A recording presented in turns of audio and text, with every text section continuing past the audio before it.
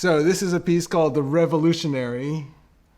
That certainly is a revolutionary start. I don't think any piece up until then starts with such shock and such unexpected surprise with apparently a pretty simple chord. We're in the key of C minor, and what is the next most common chord in C minor is a G dominant 7. But the way he uses this in a completely unresolved way, and in fact introducing right after this chord with the left hand an incredibly sharp dissonance before resolving.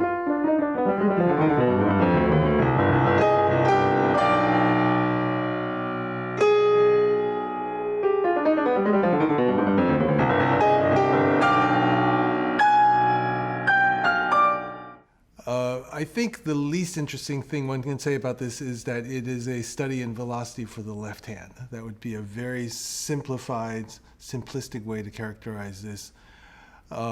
It's obviously extremely challenging for the left hand, but it's really not about strength and speed and power in the left hand as it is about strength and power in the rhetoric of the musical message.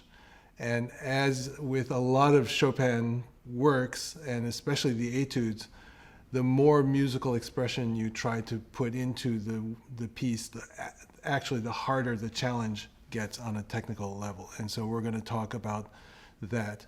That intensity and power comes from something that might seem quite insignificant, which is the half step. And so we're going to talk about the significance of the half step versus the whole step in this piece, in both the left hand and the right hand, and just generally on a musical level.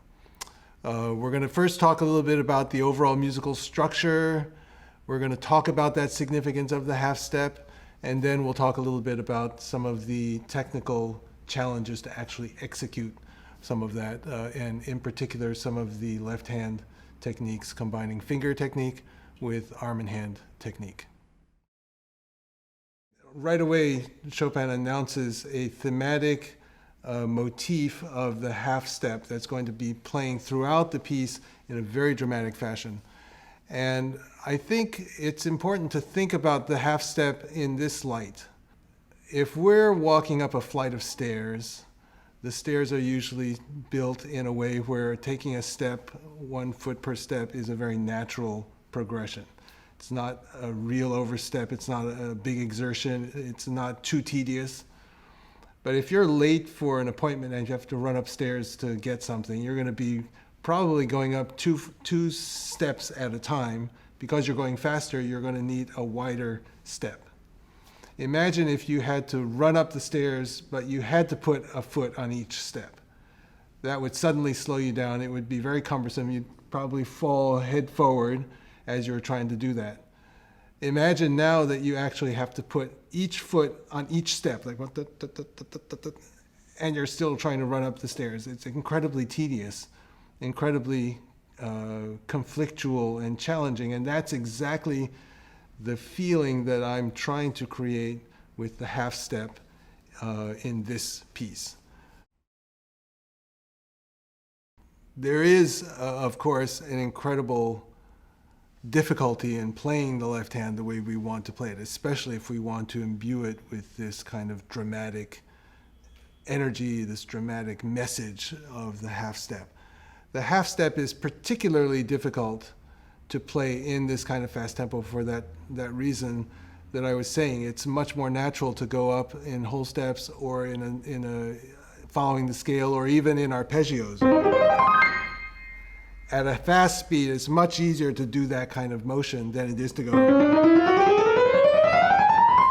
where we're very encumbered by the fingers almost playing next to each other, almost playing on top of each other and having to get out of the way of each other and not having the room to prepare for an attack, you know?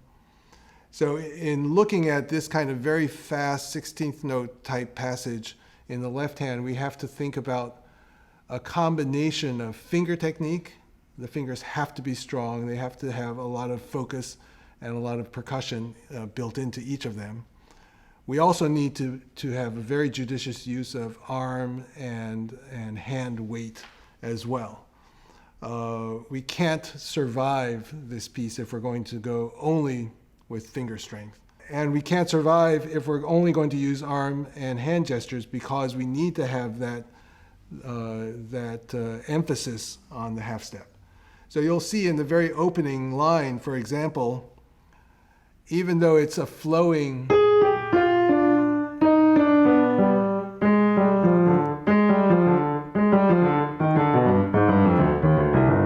we can't play. We have to have a little bit of impulse on each of those 16th notes.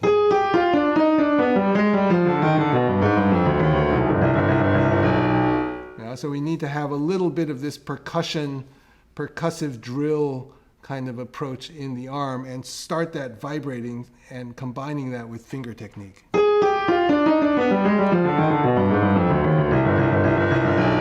Especially here at the end, where it's repeated on the same notes.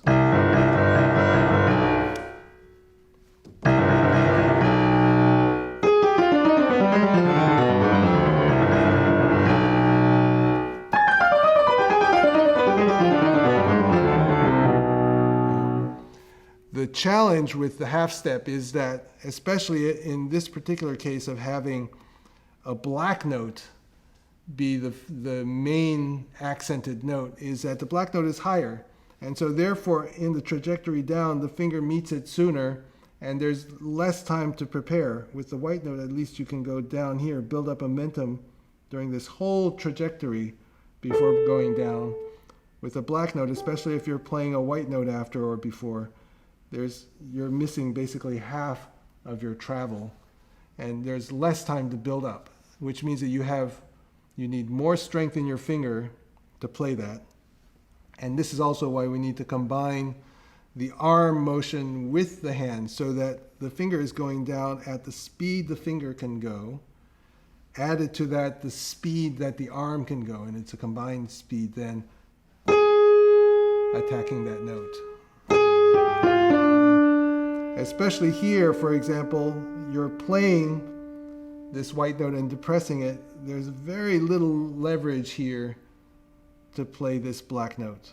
And there's very little leverage here to pass your thumb underneath and to attack it well. So for all of those reasons, we need to have a combination of arm vibration and arm weight and speed helping our fingers make those kinds of attacks.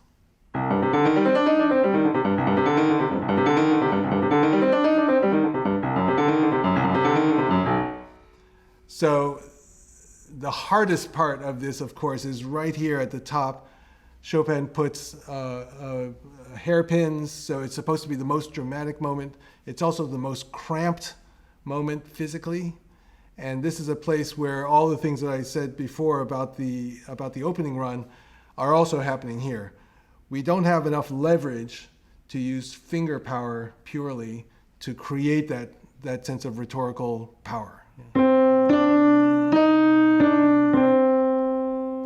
We don't have room. We don't have room. The third finger is down, dragging the hand down, and we don't have room to play that second finger with just finger strength and speed to get that kind of sound that we want.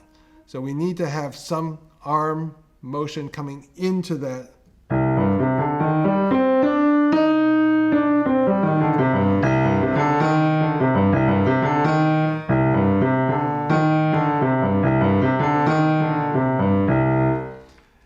So that's good coming up, but then coming down,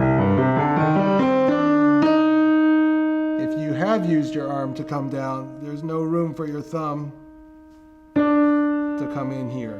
So it has to be a very quick motion so that there's some room for the thumb to have leverage.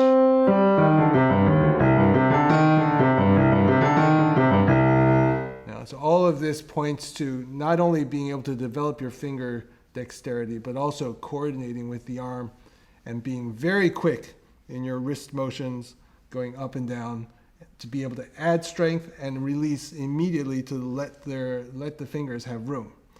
It would be so much easier if we had leverage, if it was...